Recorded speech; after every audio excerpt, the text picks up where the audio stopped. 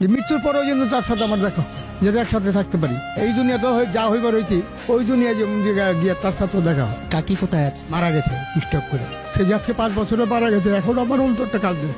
আমি কার কাছে বলতে পারি এই ব্যথা, আমি নিজের ব্যথা ব্যথিত। এত ভালোবাসতেন কাকি আপনি? আপনার কাকিকে এই স্টুডেন্ট থেকে আমি নিয়ে গেছিলাম, এইখান থেকে আমি নিয়ে গেছি পঁচিশতলা থেকে। কিন্তু তারা নিয়ে আমি সংসার করি 30 বছর। 30 বছর সংসার করার পরে সে মারা গেছে। আমি একটা ছাগল দিয়ে 16টা ছাগল করছিলাম। ছাগল করার পরে ছাগলগুলি আমার চোরে নিয়ে গেলো এক রাত্রে। নেওয়ার পরে সে চিন্তা ব্রেন স্ট্রোক করে দিল, তার হাত পা পুঙ্গ হয়ে গেল। তারপর আল্লাহর কাছে আমি বুঝলাম, আল্লাহ পাক পাক পার দিকে তুমি তার রেখা যাও, রেখা গেলে আমি তার নিয়ে ভিক্ষা করে খাবো। কিন্তু তারা এতটুকু আদর করছে, কিন্তু সে তো থাকে, সে চলে যেতে আবার ছিল। কাকিকে এত বেশি ভালোবাসতেন কেন? কারণ তারা ভালোবাসে এই কারণে, তারও এক অসহায়, আমিও অসহায়।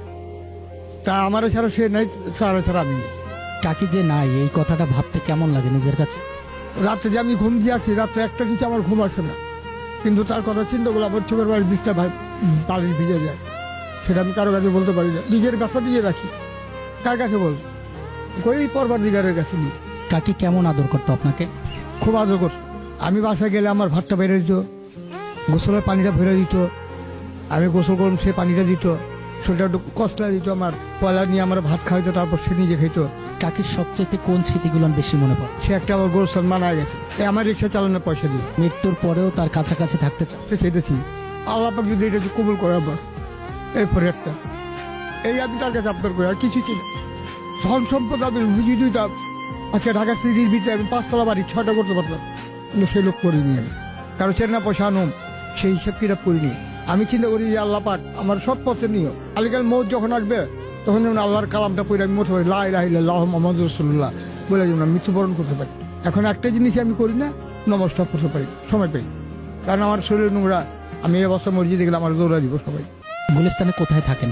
এই স্টেডিয়াম রাত যাপন করেন এই খোলা আকাশে নিচে? এছাড়া কোথাও যাবো? একটা ঘর ভাড়া নিতে গেলে 3000 থেকে 4,500 টাকা দিতে হয় ভাড়া। কারণ আমি রিক্সার কাজ চালাই, এখন কয় টাকা কামাই, 300 কামাইলে আমার লেগে অনেক।